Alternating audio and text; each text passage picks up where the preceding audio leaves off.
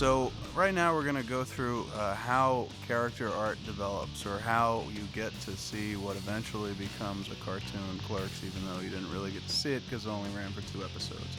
But who better to navigate us through this process than Chris Bailey? Chris, how do you find the Silent Bob, the Jay, the Dante, the Randall, the cartoon versions? The challenge of Clerks was to come up with a new style. There wasn't an established cartoonist that we could look at and say, oh, we want this particular artist style to adapt to our cartoon. So we really went back to the movies, and we just looked at them over and over again and tried to discern exactly, what was the essence of each character. You're late.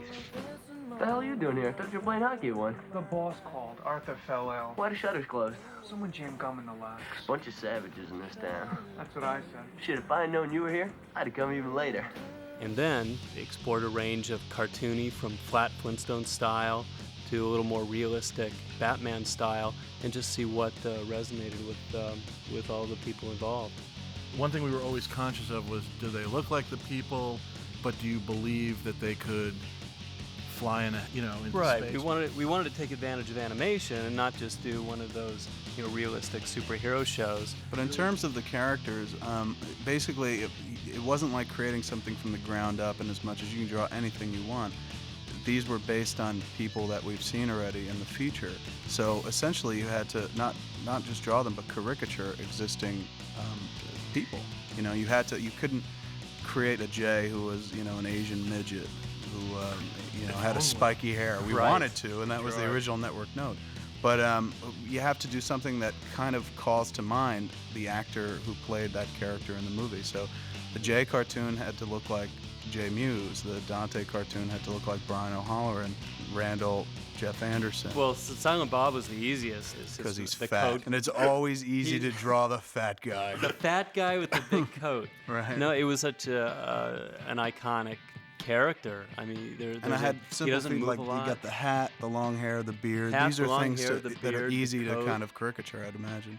Right. The toughest one for me was Jay.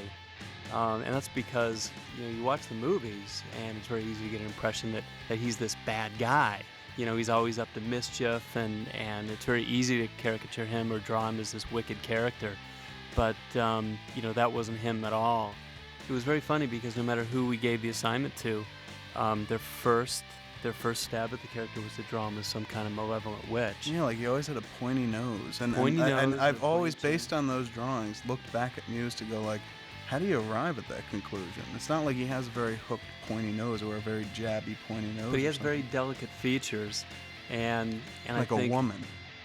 Which was your note, actually, early on. I remember that. Well, yeah, he kind of looks like a girl. You said he was a beautiful, beautiful woman. You were saying that was your note. Look, we'd hang up the phone after talking to you, Steve Silver, the character designer, and myself, and just go, "What's he thinking? This is like a bad guy. This guy isn't a pretty guy." But after the first table read where I sat next to Jay, I totally got what you're talking about. Mewes is he looks and acts and has the vibe of a 4-year-old or exactly. a 5-year-old. Once we got that, we started younging up the design, and that's when it really clicked. Right. We gave him the little Bambi eyes. We gave him we started making the features smaller and smaller on this face, and it just started looking more and more charming. When you got the eyes, that's when it really was just nailed. All of our characters can get the whites around their eyes for certain expressions, except Jay. Jay always has the little Bambi eyes. And even if he's screaming on the show, or even if he's shocked or anything like that, he never goes wide-eyed. So right. The dots just get bigger. Yeah, the black dot kind of gets bigger. Jeff was also difficult to do as Randall, just because he's a pretty. Why his face has a lot of character and is easy to do. He's a pretty average guy, and he's got an average build, and it's easy to make him look like a jock. Well, that's not Randall. And it's also too easy when you cross that line to make him a hick, and that's not him as well. That was a big thing, which was we were trying to keep his intelligence alive in the designs, which was to somehow, can you draw someone that's sure of themselves? I know that sounds sort of like an abstract idea. No, we started looking at Bugs Bunny for that. Something about Bugs Bunny and Daffy Duck, with a lot of their cockiness is communicated by this little half-lidded expression and their chest out and their head back. they're always looking at you like there's something else going on in their mind. Like You they're ever- smarter than you. Exactly. And which is weird because the Randall character in the show Right. sometimes winds up Sometimes being he the is, dumbest but sometimes character he's on the the show. But he always has the highest self-esteem. He's a very confident character. He's a confident So idiot. the Which is confidence best was kind of idiot. was the through line that you were able to kind of arrive at Right. what became our Randall. Man, didn't you see Outbreak? One monkey almost wiped out an entire town and Kevin Spacey with the deadly Motaba virus. That was a movie. This is real life. You said the same thing about Jaws when we were kids. Because you refuse to sit on the toilet. Sharks swim in water. There's water in the toilet. I rest my case. So Bob came first, I think, because he's such an iconic character, and then Dante. Who's also very easy. Yeah, Dante. Yeah, Dante came together so quickly. Once thing- again, beard. Anyone I Yeah, I think think that the- has the beard is kind of easy The to thing about caricature. Bob that it gave us was once we had Bob, you sort of hit on the whole geometric shape thing, which sort of allowed you then to go, well, if he's a circle, what's Dante? Dante's Right. a rectangle. Well, there's something which else did too. move us forward a lot. And it was important for me that the show be easy to draw for the animators. And there's a certain language that's evolved over the last several decades, or since Walt Disney. A lot of that language were things that you guys didn't respond to positively, and that you felt like you'd seen it before, and you wanted the show to look fresh. The show doesn't look close to the previous comic efforts that we had done, but we didn't want to do what we had done in the comics with Jim because that stuff seemed a little harder to animate. Well, there were a lot of great things about the comic that I tried to incorporate, but you're right, you couldn't just animate those designs. A lot of the charm of those comics is they look like graffiti. And also, he really excels at that thick black line, Right. which some artists really are big fans of, and that was something we definitely incorporated into the show. There was a thick black line to all of our characters. And also the liberal use of black as a color in comics was something that we wanted to take advantage of. Jim does that as well as a lot of underground cartoonists. Leonardo was a character that originally was going to be voiced by, and in one of the early records, it was voiced by Alan Rickman, until the network said they didn't like Alan Rickman. So we had to then go out, and we found Alec Baldwin.